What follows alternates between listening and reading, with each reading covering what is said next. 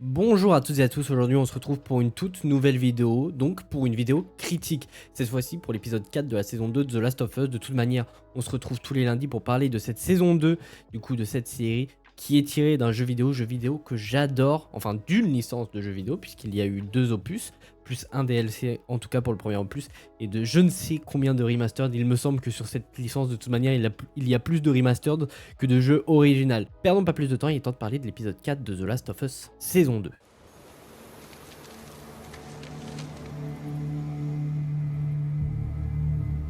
Isaac? Je tiens à préciser que cette critique est full spoilers, il n'y aura aucune partie sans spoilers, donc pour tous ceux qui n'ont pas vu la série et d'autant plus cet épisode-ci, je vous conseille de quitter la vidéo tout simplement parce que sinon vous allez être spoilé des événements de cet épisode et en global de la série. Et on commence l'épisode avec Isaac, du coup qui est du côté de la Fedra. Donc la Fedra c'est entre guillemets le nouveau gouvernement depuis qu'il y a eu l'effondrement de la société à cause de cette infection et qui du coup sont les hommes de loi. Mais du coup dans cette scène on comprend que les hommes de loi dans cette zone de quarantaine, alors je ne sais plus c'est laquelle, où ça se situe, mais en tout cas on comprend qu'ils se servent de leur statut pour faire un peu ce qu'ils veulent et Isaac n'est pas totalement d'accord avec ça et du coup se retourne contre eux et devient du coup un membre des WLF. On le comprend du coup avec cette scène d'intro et c'est très cool puisque dans le jeu vidéo, ça on l'avait pas du tout. Donc j'ai l'impression qu'on va bien plus développer Isaac et ça c'est très cool. Et d'ailleurs ce personnage là était incarné dans le jeu vidéo par Jeffrey Wright, excusez-moi pour mon accent de merde. Et il est là aussi incarné par le même acteur, donc c'est très très cool. Et ensuite on retrouve Isaac un peu plus tard dans l'épisode qui du coup torture un Scar, ou plus ou moins un Séraphite. Donc dans cette scène de torture, on comprend que c'est des hommes de foi et qu'une trêve a été rompue. Cette trêve-là, pour les joueurs, vous savez qu'elle existe, mais ça, normalement, dans le jeu vidéo, on l'apprend que bien plus tard, du coup, sur la seconde moitié du jeu vidéo, donc après un peu plus de 10 heures de jeu. Et là, on l'apprend, je vais pas dire dès le départ, puisque du coup, la saison a bien commencé déjà. On l'apprend assez tôt. J'ai l'impression que tous les plus gros événements, enfin les plus grosses questions qu'on se posait dans le jeu vidéo au début du jeu et dont on avait des réponses que bien plus tard, là on a vraiment toutes les réponses d'un coup. Donc je dirais pas que c'est nul, mais j'aurais préféré qu'on ait un peu plus de mystère de ce pourquoi les WLF attaquent les Scars et inversement, Scar ou Séraphite, vous les appelez comme vous voulez. Mais bref, ça j'aurais préféré qu'on le voit plus tard. Mais en tout cas, Isaac, il a vraiment un charisme de fou, on le comprend, il torture ce jeune personnage. Et on le voit le brûler tout entier, enfin pas tout entier, mais on le voit lui brûler sa main avec une casserole. Alors je ne sais plus c'est quoi le matériau de la casserole, mais en tout cas il est très fier de l'avoir. Et au bout d'un moment, le personnage ne veut plus répondre à ces questions, et de toute manière il ne répondra pas à ces questions du tout. Et Isaac le comprend puisque quand il se retourne avec cette fameuse casserole, le personnage avait déjà la main tendue. Donc à ce moment-là, Isaac comprend que ce personnage-là ne répondra jamais à ces questions et décide de le tuer. Et après cet événement-là, on a un personnage qui est derrière une porte, ce que je suppose être Jordan. Alors Jordan, j'ai oublié d'en parler la semaine dernière et les 2 mêmes semaines précédentes, mais Jordan c'est un personnage qui est présent dans le jeu vidéo au moment où Abby et le groupe tuent Joel.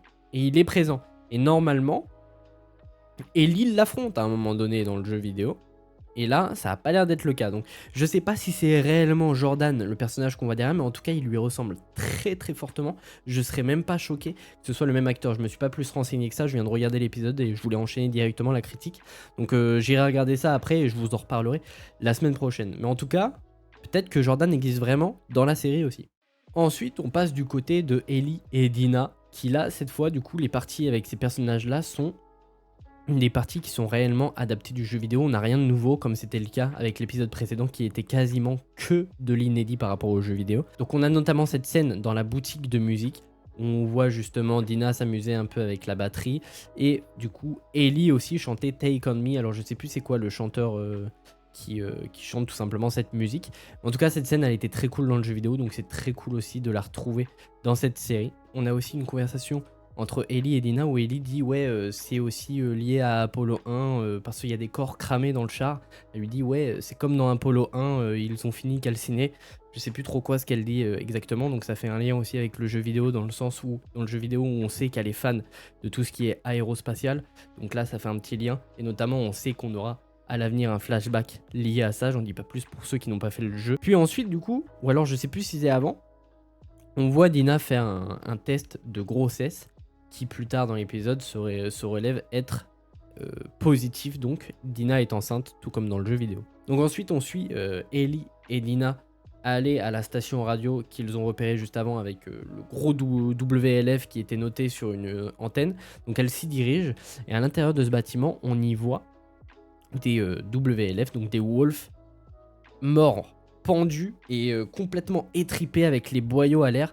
Alors ça c'est très cool parce que dans le jeu on les voit, alors sans les boyaux à l'air il me semble, mais du coup ça rajoute du gore et c'est vraiment cool, ça rajoute de l'impact sur les scars de ce qu'ils font réellement, puisque oui c'est des scars et ou des séraphites excusez-moi qui ont tué ces personnages, on le comprend très bien au vu des flèches dont un des personnages a dans le corps, mais aussi au graffiti qu'il y a sur le mur fait de sang où il y a écrit suivez son amour ou je sais plus quoi, feel or love, il me semble que c'est ça.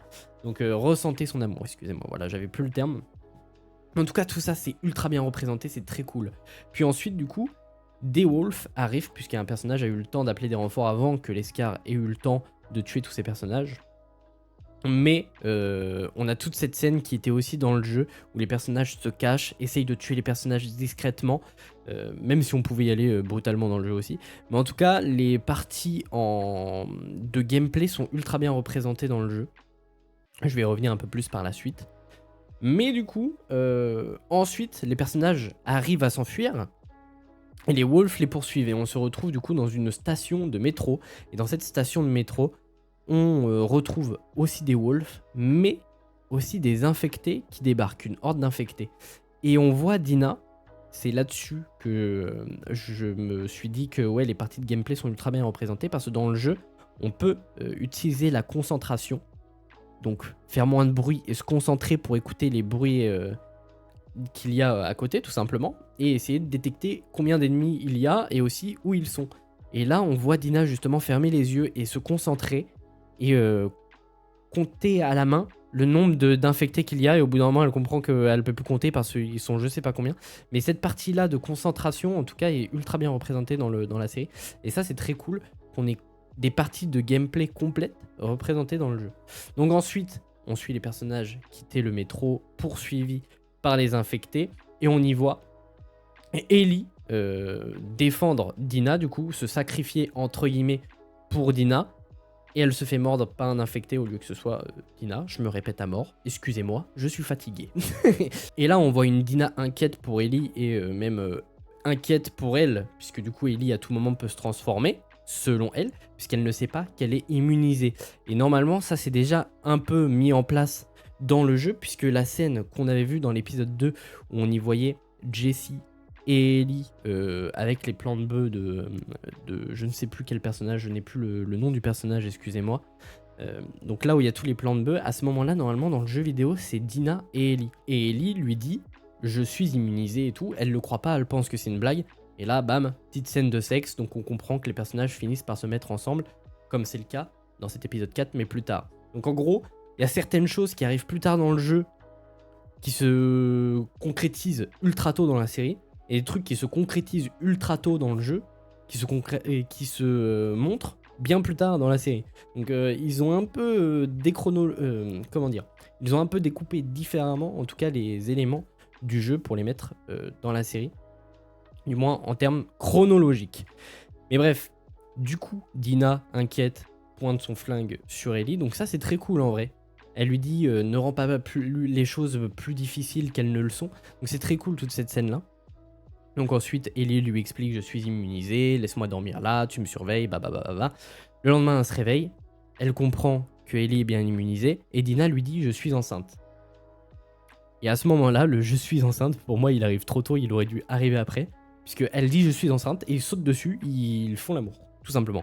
Ils font l'amour. Et je trouve que du coup le je suis enceinte il a moins d'impact. Alors que si elle lui aurait dit après cette scène de sexe, simplement, j'aurais trouvé que ça aurait un peu plus d'impact, surtout qu'ils en reparlent après. Donc je trouve que ça a aucun intérêt d'avoir fait dire à Dina je suis enceinte bien avant. Alors c'est un petit truc, je titille un peu, je fais chier mon monde quoi, j'en ai conscience. Mais voilà. Et d'ailleurs aussi, après cette scène de sexe, on a toute cette conversation ultra intéressante entre Ellie et Dina, surtout en ce qui concerne Dina, puisque elle lui dit que depuis un sacré moment, elle aime les hommes et les femmes. Et cet élément-là, elle l'a dit à sa mère, et sa mère lui a dit non, tu n'aimes pas les femmes, tu n'aimes que les hommes. Et après ça, on apprend que du coup Dina s'est forcée entre guillemets à sortir avec Jessie, tout simplement à cause de ce que sa mère avait pu lui dire auparavant. Donc on apprend que pendant des mois, elle s'est efforcée à aimer Jessie parce que sa mère lui avait monté le crâne dans le sens où fallait pas qu'elle aime les femmes. Et du coup, là, elle s'est enfin libérée de l'interdiction de sa mère malgré qu'elle soit décédée. On entend des bruits de tirs, d'explosions et tout. On y suit les personnages monter sur le toit. Et on y voit des explosions, des coups de feu, mais aussi l'hôpital où se trouve Nora. Bref, l'épisode finit comme ça, donc pour ceux qui ont déjà fait le jeu, vous savez bien évidemment qui est l'auteur de toutes ces explosions, de ces tirs et tout, vous savez qui est derrière ça, je n'en dirai pas plus, on le découvrira dans les prochaines semaines, dans les prochains épisodes. Autre élément qui diffère aussi lié aux jeux vidéo, je disais justement qu'on voyait Ellie et Dina sur le toit. Dina lui dit je ne te quitte pas, je viens avec toi à cet hôpital. Alors elle le dit pas comme ça bien évidemment, mais ça c'est un truc qui diffère du jeu vidéo puisque étant enceinte dans le jeu vidéo, justement, elle reste dans ce théâtre, dans ce cinéma, je sais plus si c'est un cinéma ou un théâtre, excusez-moi, mais en tout cas elle reste elle dans leur QG entre guillemets parce que vous allez le comprendre, c'est un lieu qu'on reverra à l'avenir. Mais du coup, là, Dina va venir avec Ellie. Donc, est-ce que c'est réellement un lieu qu'on reverra à l'avenir ou est-ce qu'ils vont changer de lieu un peu assez régulièrement, ce qui différerait aussi du jeu vidéo. Mais normalement, dans le jeu vidéo, elle reste sur place et Ellie, elle part entre guillemets en quête de vengeance, en expédition.